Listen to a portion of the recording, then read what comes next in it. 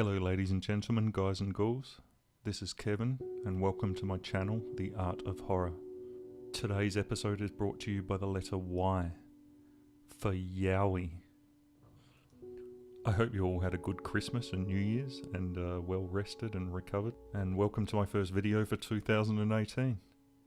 A Yowie firmly fits into the category of cryptozoology and is a mythological creature from Australia. They are similar to a Sasquatch or a Bigfoot, and there have been many sightings of Yowies over the years, and they date back to the Dreamtime legends of the Australian Aboriginals.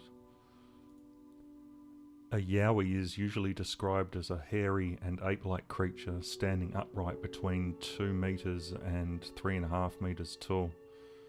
That's about 12 foot.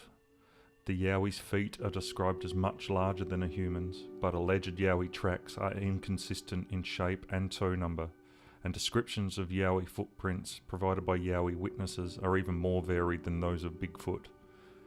The Yowie's nose is described as wide and flat, and behaviourally, some report the Yowie as timid or shy, and others describe the Yowie as sometimes violent or aggressive. In the 1870s, accounts of indigenous apes appeared in the Australian Town and Country Journal.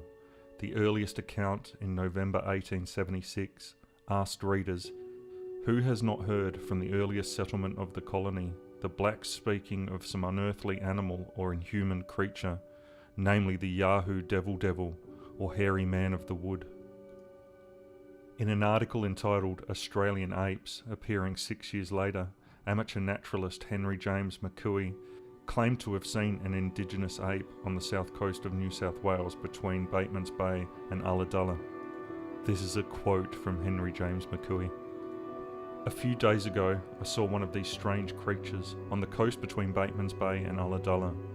I should think if it was standing perfectly upright, it would nearly be 5 feet high. It was tailless and covered with very long black hair, which was of dirty red or snuff colour about the throat and breast. Its eyes, which were small and restless, were partly hidden by matted hair that covered its head. I threw a stone at the animal, whereupon it immediately rushed off."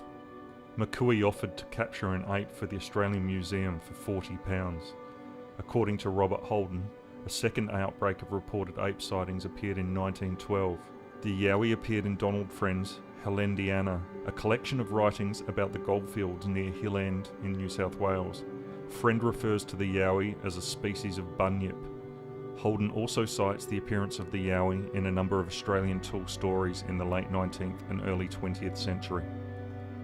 The Kuku-Yalanji tribe of tropical North Queensland, Australia, believes in the existence of this creature.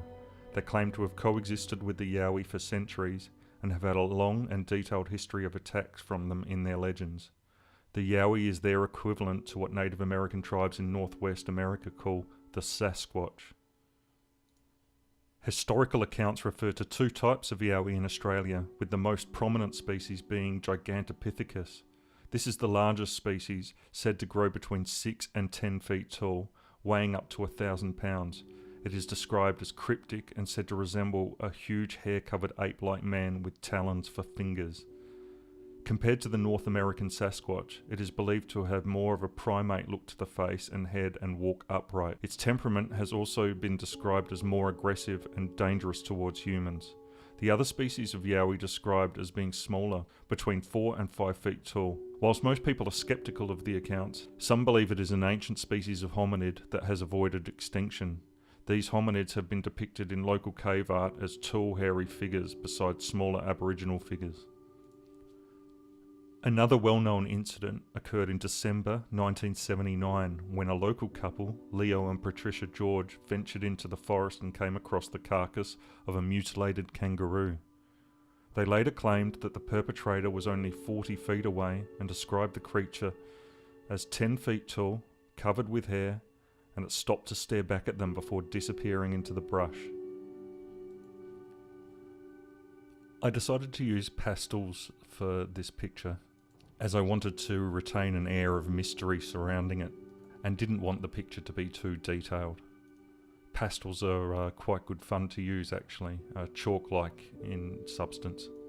It took about an hour to do and is on watercolour paper. So I hope you all learned something about Australian cryptozoology. Thank you all so much for watching. Until next time, this has been Kevin for The Art of Horror.